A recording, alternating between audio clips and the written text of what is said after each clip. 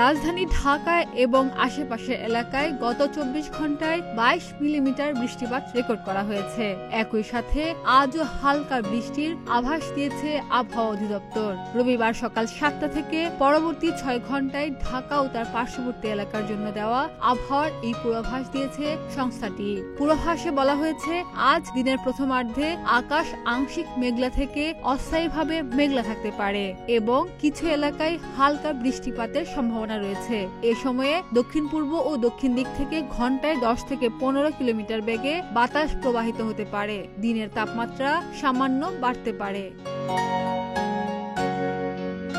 পূর্বাভাসের তথ্য অনুযায়ী আজ সকাল 6টায় ঢাকায় তাপমাত্রা ছিল 26.8 ডিগ্রি সেলসিয়াস এবং বাতাসে আর্দ্রতার পরিমাণ ছিল 97%। এর আগে গতকাল রাজধানীতে সর্বোচ্চ তাপমাত্রা রেকর্ড করা হয়েছে 32.7 ডিগ্রি সেলসিয়াস আর আজকে সর্বনিম্ন তাপমাত্রা রেকর্ড করা হয়েছে 26.3 ডিগ্রি সেলসিয়াস। অন্যদিকে গতকাল রাতে আবহাওয়া অধিদপ্তর থেকে প্রকাশিত সারা দেশের পূর্বাভাসে জানানো হয়েছে, আজ সন্ধ্যা 6টার মধ্যে রংপুরের অনেক জায়গায় এবং ঢাকা, রাজশাহী, খুলনা, বরিশাল, চট্টগ্রাম, ময়মনসিংহ ও সিলেট বিভাগের কিছু কিছু জায়গায় অস্থায়ীভাবে দমকা হাওয়া সহ হালকা থেকে মাঝারি ধরনের বৃষ্টি বা বজ্র সহ বৃষ্টি হতে পারে। সারা দেশে দিন ও রাতের তাপমাত্রা সামান্য বৃদ্ধি পেতে পারে বলেও জানিয়েছে আবহাওয়া অধিদপ্তর।